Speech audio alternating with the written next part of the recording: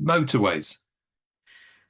Motorways can be a cause of nerves and anxiety for lots of drivers, can't it? Yeah, and there's various causes as well, or thoughts about motorways. It's busier, it's bigger, there's more lanes, bigger lorries use it. Speed. It's the speed.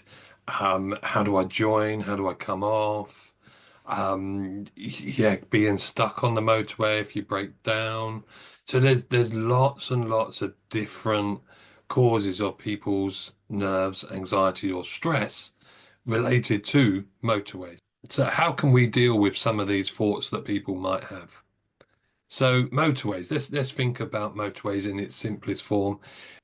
It's just two, three, or four lanes of traffic. That's the basics of a motorway.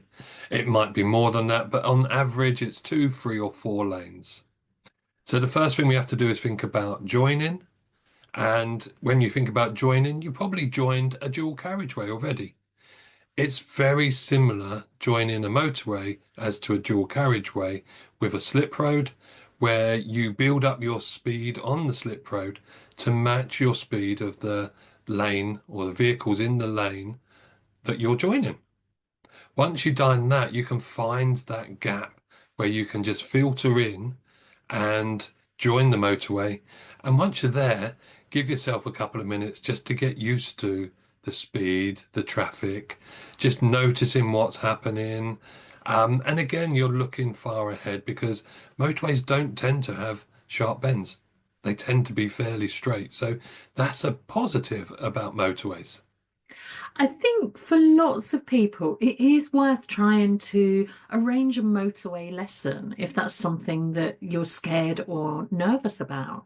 So, finding a local driving instructor and having that dedicated motorway lesson so that you've got somebody to make sure you fill in those gaps in knowledge and understanding about what to do, and who can give you some accurate, up to date advice about what to do and when.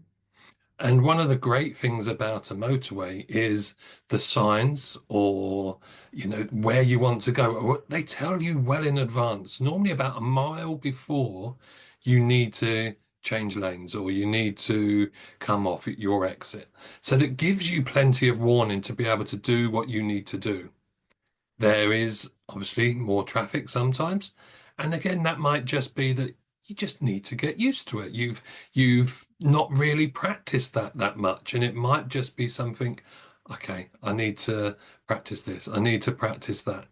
To just get used to those situations, very similar to the first time you drove through a town or a busy road.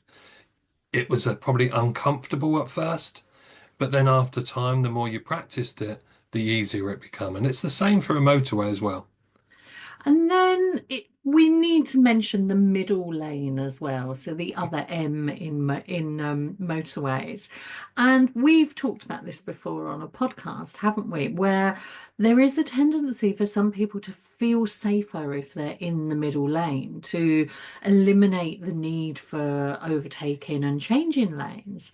But what we've noticed is, aside from the fact that you should only be in the middle lane for overtaking, one of the things that we've noticed is that those people who do tend to stay in the middle lane actually have people who undertake them as well as overtake them. And generally, they look terrified.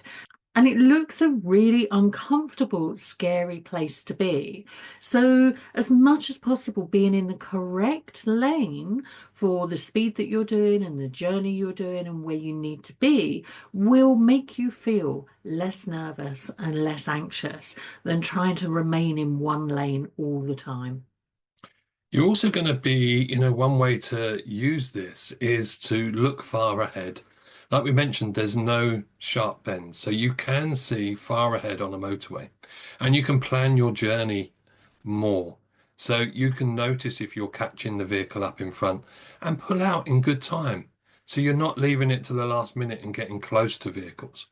You can also notice well ahead and be able to move back again when you know it's safe to do so.